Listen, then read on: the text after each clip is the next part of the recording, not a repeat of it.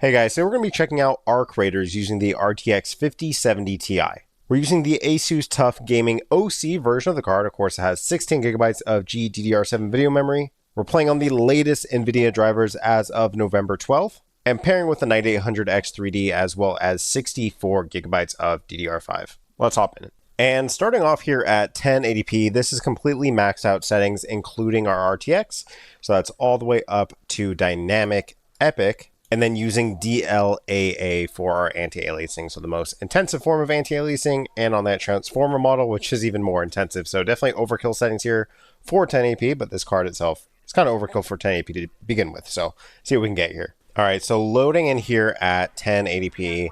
And honestly, the image itself, of course, using DLAA. This is that transform model of DLAA also. So it's an incredibly strong looking image, like super clear. In fact, I'm playing this on what's a 4K panel, just downscaled to 1080p. So it's a relatively large panel, but it still looks really great. So oftentimes, when you take a 1080p image and stretch it out to be so large, on like a 32-inch screen like this, sometimes it doesn't look great. But really, DLAA, one thing I will say is that, yes, it's intensive. Yes, it's very heavy duty. And we'll see definitely in a moment here just how heavy this, form of anti-aliasing is.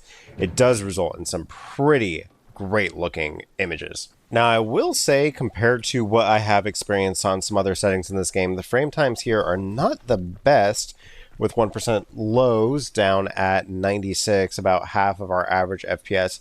Doesn't necessarily come through like a choppy picture, but it is a little bit worse than I have been expecting or experiencing rather on some other settings. So it's a little bit disappointing, not the end of the world by any means, but I would hopefully we'll be seeing a little bit better frame times as we kind of, reduce some settings here. So you can see right around 160 here using DLAA. And if we were to just go for a more less intensive anti-aliasing method. So this is just TAA, and again, the U stands for upscaling, but when we go to 100%, obviously there is no upscaling. So this does give us about an 11 FPS increase. We'll see if this does have any super great benefit to our 1% lows, and it doesn't really look like it will be the case here. It's giving maybe another 10 FPS on our 1% lows as well. Maybe about 20 plus FPS increase to our average. But of course, TAA does result in a little bit blurrier of an image. It's not necessarily as like crisp, clean looking as you want like a native picture to be. So there are definitely things that you are kind of having to give up as far as, just the actual picture quality by going for these lighter weight anti-aliasing methods. Now at higher resolution, certainly, you may want to do that, but when we're already at a pretty low resolution, I do think it's important just to make sure that that image comes through in a pretty clean way here. Now, the other thing that we can do, while I'll go ahead and switch back to DLAA, the other thing that we kind of can do is just dump down our RTX settings. So just going for the static settings, keeping with that DLAA, so we're still getting a really great looking picture here, but rather than going for a more muddier, lighter weight solution when it comes to our anti-aliasing, we're just kind of taking a break on those RTX settings, which in my opinion don't actually result in that much better of an image anyways. I think the lighting itself, just the baked in static lighting, looks pretty good in my opinion anyways, especially for like a multiplayer type game like this, a game where you're not really playing it for the visuals so much. You kind of, getting good performance is actually important in this game because, you definitely, if another player were to run up on me right here and not be friendly, definitely don't want a poor FPS to alter my performance at, the benefit of just a little bit prettier looking like lighting or shadows, things like that. So it is important. And, you do see we get another 10 FPS here, basically the same performance as we're getting with TAA. Now we're getting it with DLAA. And rather than going for, a little bit of worse anti-aliasing, we're just dumbing down those RTX settings, which I think is probably, where I would recommend going, just dumbing down those RTX settings. So we're still playing at high settings here, just that, shadows and lighting there, which honestly, the implementation here with Unreal Engine 5, I think part of the reason that this game has such great performance is they're really not using full lumen. They're using, you know, much lighter weight. Okay, this guy's not friendly here. That's okay. But they're using much more lighter weight, you know, version of some of these technologies that are included in Unreal Engine 5, which I do think is kind of probably a pretty compelling, you know, way to use Unreal Engine, because they still get, you know, all the benefits that you might get from using a engine like Unreal Engine 5, but this guy wants to be friendly now. He wants to be friendly now. Anyways, while, you know, it was still kind of you're kind of retaining those benefits there of basically, you know, you get to use the engine, use all of like the creature comforts of the engine from a development side without actually bogging it down by just kind of blanketly going in and applying all of these, you know, super aggressive options. Now, the other thing that you could do is, you know, I'm going to leave RTX here at static, but you could also use a bit of upscaling. Given the fact that we have the transformer model, which is a very advanced model here, we can even go all the way down to balanced. And this will give you another pretty significant boost to your FPS. You can see going right about 200 plus FPS here. So right around 220 or so. And also what's pretty significant here is a pretty nice improvement to our 1% lows, now seeing all the way up to 150 or so. So much smoother experience here. It does seem that, you know, having some of those RTX options on, definitely, you know, there are some drawbacks when it comes to the 1% lows, which, you know, the actual FPS is one thing, the 1% lows being hit is another. I do think the FPS itself sitting right around 160 is definitely acceptable, but when you are seeing, you know, as far as our 1% lows, the actual stability of the frames drop all the way down to 90, that's much more significant. So, you know, while a 60, 70 FPS increase to our average here isn't super significant, a, you know, 60 FPS increase to our 1% lows here is actually pretty significant and noticeable as far as just your actual experience here. So this is probably where I'd recommend playing if you were someone who just wanted, you know, really good looking visuals at 1080p. I don't know how much more we're going to actually get out of our processor here. As you can see, our processor is actually already being taxed pretty significantly, though we will test some of those low settings. So next up here, let's go ahead and we'll go back to native DLAA, which I do think is worth the slight performance hit here, especially at 1080p. And rather than going for upscaling to begin with here, let's just go for the lowest possible settings here using that static global illumination for our RTX. So this is lowest possible 1080p, but with that really nice anti-aliasing option being DLAA. So here at low settings, as we go ahead and load in here, we can see, hopefully we can get 1% lows. There we go. As you can see, obviously a major improvement here to our FPS. And to be honest with you, you know, I've said this across all my benchmarks, but going down to low settings, in my opinion, in this particular game, it's actually not that bad. Like, you know, the game still looks decent. It's definitely playable. It doesn't look nearly as bad, and there isn't nearly as significant of a hit to just the general performance or general look of the game as we see in some other titles. So while, you know, yes, things do look a little bit more flat, a little bit more dull, a little less interesting, in my opinion, you know, getting 270 FPS on our average, 181% low is incredibly impressive here. So like I said, you know, Unreal Engine 5, it's not necessarily bad, like just blanket bad all the time. It's really, you know, when developers just go in and basically just turn on every single little thing that Unreal Engine can do and don't really keep in mind the actual general performance of the game, or rather than, you know, maybe they keep it in mind, but they prioritize having those nice visual flourishes rather than just the actual player's experience. And, you know, that it comes across even on high-end hardware. Unreal Engine 5 can be incredibly taxing with some of the things that you see that it asks of, you know, modern hardware. So it is nice to see certainly that, you know, 300 plus FPS here at 1080p at native resolution using this DLAA, which is not just native resolution. It's actually, you know, native resolution plus a little bit of extra, you know, DLAA is a very intensive form of anti-aliasing. Using all of that power, you know, is still so lightweight compared to so many other titles. You know, I would like to see this kind of performance even in, you know, some other Unreal Engine titles. I actually don't think this game in particular benefits from having this much FPS as opposed to, you know, some other games might benefit more. So it's nice to see that it's here, and I hope that developers do look at this and kind of see it as, you know, maybe being, you know, a way for, you know, if you did, you know, want to make an Unreal Engine 5 game, it doesn't all, you know, you can use the engine, use some of the nice things in the engine without actually, you know, sacrificing so much when it comes to performance. Now, of course, like I said, this is also at native resolution, so we certainly can come in here and just tweak that down to balance, which we saw essentially looks, my opinion at least, essentially looks as close as, oh, that's not what I want to do, but that looks, essentially native when we go down to balanced here. There's small things that might look a little different. You can see like some of the cloth here doesn't render quite as well as it did at DLAA, but you could come in, get a little bit more by turning it down to balance here.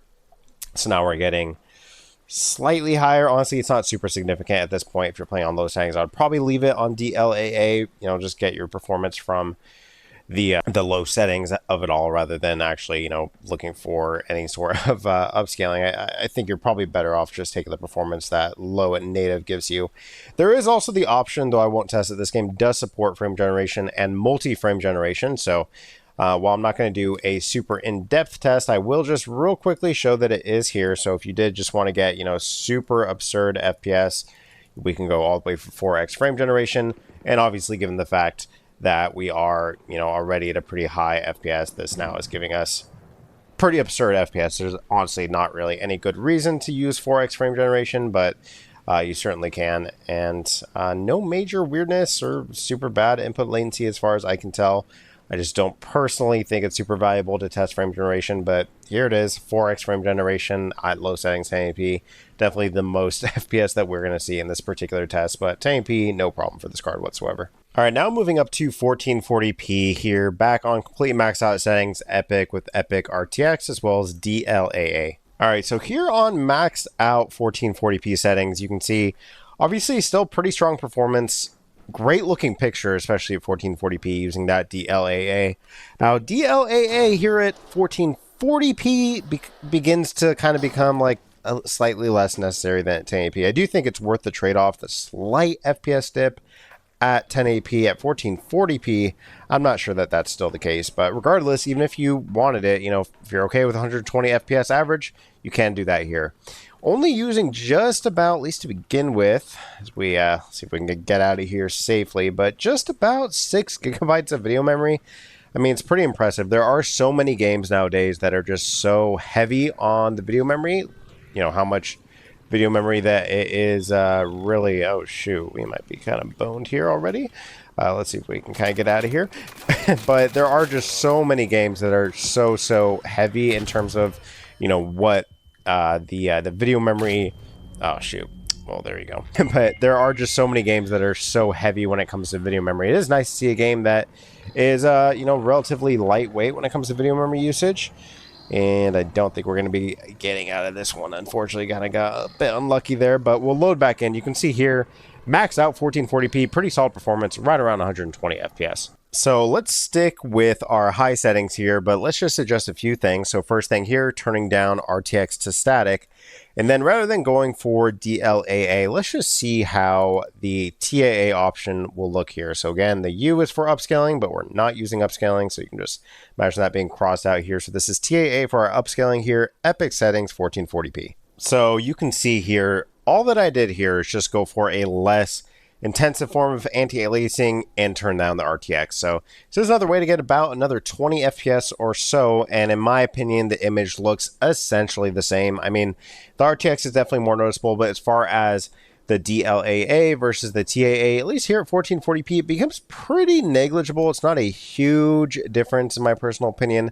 Now, someone with super keen eye, they may notice it, but in general, I don't actually think that it's necessarily worth the extra 20 FPS just to, have that nicer anti-aliasing and slightly nicer lighting. I mean, I think the game looks great with the static lighting and shadows and everything as is. I mean, I think it's just a really solid looking game anyways, and you're still getting a good experience here. So I probably would recommend going for just the static pretty much all the time, unless you're getting an absurd FPS. You have like a 50, 80, 50, 90, something like that. Or if you're just not someone who cares about FPS really at all. So, I know there are people who just like, they want 60 FPS, and then anything beyond 60, they're, kind of take it or leave it. Then yeah, you can be a little bit pickier, but in my opinion, this is definitely a really, really solid place to play at. Now let's just go for a little bit of upscaling since we're here. So let's go for that DLSS back on balance here, which I really think is the sweet spot. Now this is doing a few things here. So this is obviously upscaling the image, so we get a higher FPS, but also it kind of, replaces TAA for the anti-aliasing. So actually ends up being a little bit sharper of an image. Although there is, if you look closely at some finer details, like some foliage and things like that, in motion, it might look a little bit blurry, but in general, just, going through the game, I do think in general, you are receiving a slightly sharper image. So I do think this is a pretty compelling place to play at. Now, while we're in game here, I'm not sure, hopefully these settings do take effect, but let's just go for the high preset now. So this is high, again, on that balanced. So kind of, I imagine most people, if you're playing at 1440p, which is, I imagine, a pretty popular resolution for people with the 5070 Ti, kind of where the card really does kind of shine. It's a really, really solid 1440p card. This is another place that you can certainly play at. Get, solid FPS, good looking visuals, not super aggressive upscaling, not really making very many compromises here. So definitely another pretty solid place to play at. 200 plus FPS, really, really good 1% low, sitting right around 120. You can see our frame time graph is essentially flat here. So really, really solid performance. This is probably somewhere around where I would land if I did have a 1440p monitor and I was using this GPU as my primary GPU. You're really not having to compromise very many things at all. And you're getting good looking visuals, good performance, good 1% lows. And, I could definitely see this kind of being a place where you call home. And last up here, hopefully these settings do take, but let's go ahead and turn all the way down to low settings here. And we'll stick with this performance DLSS to begin with here and see just where that gets us. And that does bring us all the way up to around 270 FPS, 280 FPS at times. 1% lows do receive another boost up to the 170s. So, like I said, another, solid place to play at. In my opinion, low settings still look pretty solid in this game. There are some things, if you're looking closely, that don't look the best. But, in general, I do think it is still, not going to be really something that you're going to be complaining too much about here. So right around 250 here. Now the other thing that we can do is, say if we didn't want as aggressive upscaling, so if we did just want to do DLAA, so we were okay with low settings, but we did want really clean looking picture, we can go for DLAA, and now we're getting a native 200 FPS plus experience here at 1440p. So this is also, in my opinion, a pretty compelling place to play at. Right around 120 on our 1% low, so very, very smooth frame times here. So 1440p, you have a lot of options. You certainly can just crank everything, get around 120 FPS. And then if you did start introducing a little bit of your upscaling, things like that, you could certainly start to get even better performance, as well as, just turning down some settings is really not going to result in a super drastically different looking picture, in my opinion. Now, if obviously, I think most people know whether or not they're the type of people who just want to play everything at max settings, but I do think this game in particular, I would experiment myself. Just go in, toy around with some of the lower settings, see if the performance offset is worth it. If you even really notice the difference when it comes to the worst performance, I actually don't really think it's very noticeable whatsoever, so I do think it's probably worth, at the very least, just playing around with it and seeing if it's something that you might want to, go in and use some of the lower settings. And finally, now moving up to 4K, I'm going to go for the max settings here, using TAA for our anti-aliasing. Definitely DLAA is massively overkill when we get to 4K. So max settings 4K, native resolution TAA. So nice to see here at 4K, while it's not super, super great performance here, it is 60 plus FPS, native resolution. So, and definitely, like, I suspected here at 4K, there's certainly no need for any sort of DLAA. Now, you could throw it on, certainly could, and I don't think you'd really notice a super great difference, maybe a little bit of like sharpening being applied to the actual picture, but the anti-aliasing itself is being resolved just fine by the actual the TAA. Now, there might be like some ghosting and some fast movement, things like that, depending on what exactly you're looking at. But in general, this is a totally fine performance. You can see right around 58, pretty close to 60 for 1% lows, which is good. And our average here is sitting right around 82. Now at 4K, this is certainly where the benefit of having something like the transform model becomes huge. So if we do, even here at high settings here, just go ahead and apply some, we can even go pretty aggressive with our upscaling here. So if we did just do all the way down to, let's go down to performance here. So performance DLSS using that transform model does give us, I don't know, another 30 FPS, now sitting right around 115. And as far as the image quality goes, looks essentially the same, not a major difference. And in some ways, using that DLSS, given the fact that we are on the transform model, it does still look a little bit better as far as our actual picture quality goes when compared to just the native TAA picture. So as I accidentally ran right into this guy here, hopefully we can get out of this. It's kind of the annoying thing about benchmarking some of these multiplayer games is when something goes wrong, you kind of have to reload the whole game and get back into it. So there is a little bit of annoyance there, possibly, but it looks like we kind of got away without him alerting any of his robot pals there. But you can see, obviously, really, really great performance here. Definitely, if you're just looking to play on high settings here or maxed out settings, and this is with that RTX option enabled, which is not as intensive as some other RTX options, but does provide a little bit of a hit to your FPS. You can see right around 120, so definitely really, really solid performance. Now, let's go ahead and just see with these same settings here, so going for, just this performance setting here, if we were just to turn off that RTX, go to a more static option, you can see that our FPS, like I said, it's not a super intensive option, so it's not going to like double our FPS or anything like that, but it does give us a pretty significant boost up to around 150. So probably worth it to go for, turning off that RTX, in my personal opinion. I have a hard time really noticing the benefit of the RTX being on in the first place. The only thing I really notice is the FPS dropping. So, I would personally recommend just throwing it on static. I don't think it's really worth having that option on, even if you can run it. Honestly, even if I was on a 5090, me personally, I would just take the frames. I think that those are definitely more valuable than just a slight improvement to your general experience when it comes to lighting. I don't think that that's really important in my personal opinion. And if it was like a super dramatic improvement to our visuals, then that'd be one thing. But where it's so minor, I don't actually think it's really worth it in any regard. And now finally, let's try 4K low settings here. Quality upscaling. Quality kind of does a few things, gives us the benefit of the DLSS for the anti-aliasing, but also does a little bit of upscaling, so it should run a little bit faster than just TAA native, while actually looking quite a bit better. So low settings here, 4K quality DLSS. All right, so here at 4K, using that quality upscaling here, honestly, pretty impressive results here. Now, I will say, low settings, it doesn't look bad by any means, but when you do start to increase resolution all the way up to 4K, those low settings do become slightly more noticeable. So I'm not saying it's an ugly looking game, really, by any stretch. I still think the game looks solid. Just some of those things that the low settings does turn down, that being, maybe some draw distance, lighting, things looking a little bit more flat. It is just by the nature of it being 4K, a little bit more apparent.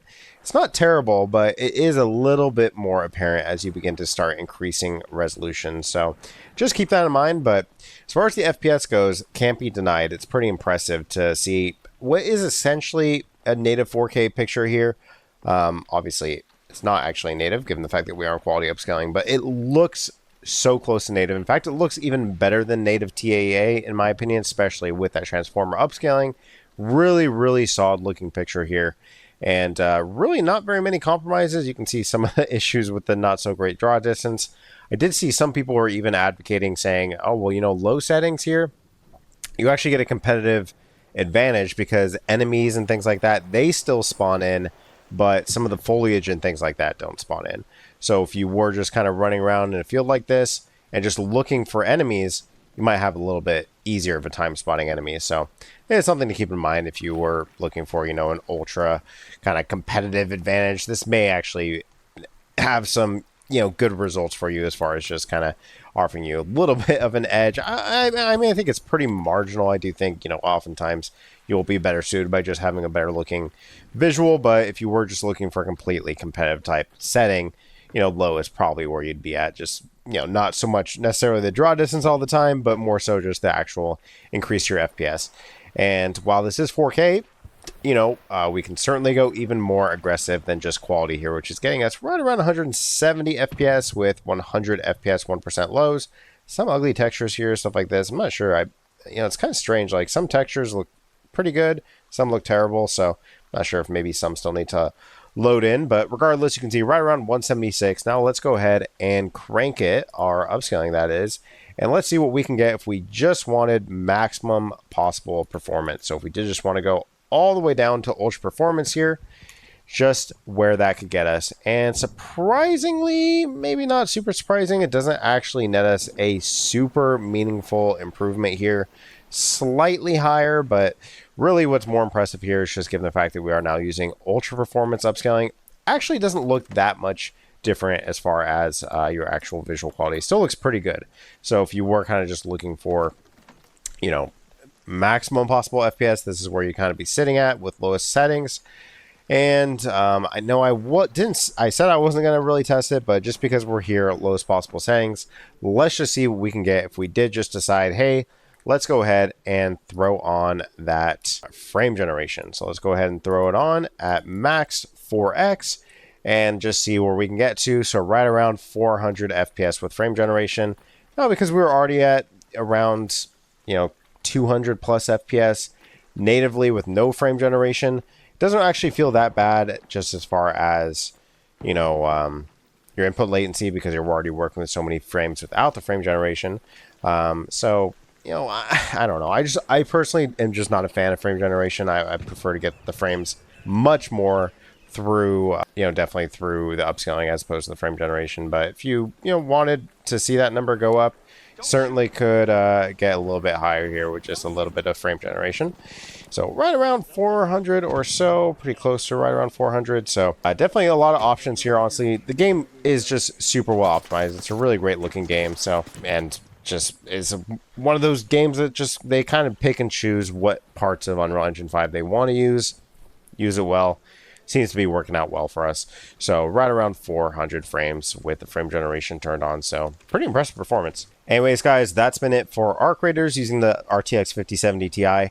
Honestly, really, really solid performance. The game is just well optimized. They seem to really pick and choose, the parts of Unreal Engine 5 that they want to use. And, they don't just bloat the game with a ton of unnecessary stuff, super heavy lumen, things like that. And that's resulting in not only good performance, but really solid 1% loads across the board. The inclusion of FSR4 as well as, preset K or the transform model when it comes to our DLSS leads to some really, really good looking options when it comes to our upscaling. So kind of, you can basically just come in and get pretty much whatever kind of performance that you want. Really good looking visuals, really, really strong performance. Couldn't be happier with the performance here. So if you are playing at 1080p, 1440p, you're going to be having a great time. And even going up to 4K, you can have a really, really solid experience here and a lot of options when it comes to upscaling. Anyways, that's been it. Thank you guys so much for watching, and I'll catch you next one. Bye-bye.